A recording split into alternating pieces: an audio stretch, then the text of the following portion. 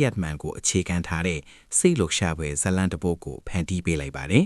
။တုတ်တန်ဆောင်နတ်နိဘယောကမုတ်ဆူလွန်ခဲ့တဲ့ဆဲဆုနှစ်တခုကျော်က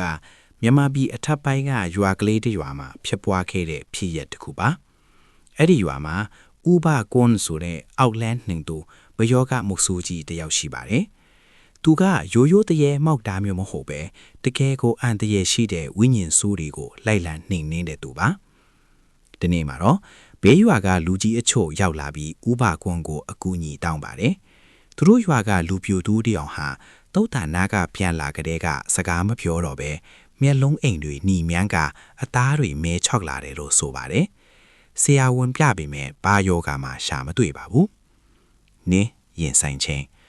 ဥပကွန်အဲ့ဒီလူငယ်ရှိရာကိုရောက်သွားတဲ့အခါအခန်းထဲမှာအပုံနှံ့တွေနန်းစော်နေတာကိုတတိဖြူမိလိုက်ပါတယ်။လူငယ်ဟာကုတင်ပေါ်မှာပတ်လန့်နေပြီးပဲသူ့ရဲ့အရေးကတော့နန်းရမ်းပေါ်မှာထူးဆန်းစွာတွန့်လီနေပါတယ်။ဥပကွန်ကသူ့ရဲ့အင်းစမကားထားတွေနဲ့စမ်းဆက်ကြည့်တဲ့အခါမှာတော့ဒါဟာရိုးရိုးတရေမဟုတ်ပဲတုတ်တန်မှာအမြင့်တွဲနေတဲ့မြေပုတ်နတ်တကောင်က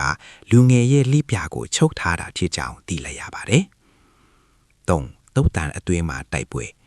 ညတန်းခေါင်ရံမှာဥပကွန်ဟာလက်နှိပ်တာမိတယ်လေအစီရင်လှုပ်ထားတဲ့နီးဖြတ်တုတ်တစ်ချောင်းနဲ့တုတ်တန်ထဲကိုတယောက်ထဲဆင်းသွားပါတယ်။ရွာသားတွေကတော့အဝဲကနေပဲစောင့်ကြည့်နေကြရပါတယ်။တုတ်တန်အလေရောက်တဲ့အခါလေတွေကတဝါဝါတိုက်ခတ်လာပြီးကြောက်မှတ်ဖွယ်ကောင်းတဲ့အော်ဟစ်တန်တွေထွက်ပေါ်လာပါတယ်။ဥပကွန်ကတော့မတုံးမလို့ပဲမြေကြီးပေါ်မှာအင်းကွက်ဆွဲပြီးလာစမ်းမင်းရဲ့အပိုင်စားနေတွေကနေထွက်ခဲ့လို့စိန်ခေါ်လိုက်ပါတယ်။ငါနဲ့ရည်ထဲကျူးကျော်တဲ့သူကိုငါမလွတ်ဘူးဆိုတဲ့ဟင်းထန်ကြီးနဲ့အတူတစ်ပင်ကြီးတွေရိမ့်ထိုးသွားပါတယ်။ဥပကွန်ကကားထားကိုအတန်ချဲချဲယူဆိုရင်သူ့ရဲ့နီးဖြတ်တုံနဲ့မြေကြီးကိုစိုက်ချလိုက်တဲ့အခါမြေကြီးထဲကနေမီးခိုးလုံးကြီးတွေထွက်လာပြီးကြောက်မှတ်ဖွယ်ပုံတထန်တစ်ခုပေါ်လာပါတယ်။အချိန်အတော်ကြာအပြန်အလှန်တိုက်ခိုက်ပြီးနောက်မှာတော့ဥပကွန်ရဲ့အစီရင်ကြောင့်ထိုဝိညာဉ်ဆိုးဟာရှုံးနေပြီးလူငယ်ရဲ့လက်ပြကိုပြန်လွတ်ပေးခဲ့ရပါတယ်။ငကုံ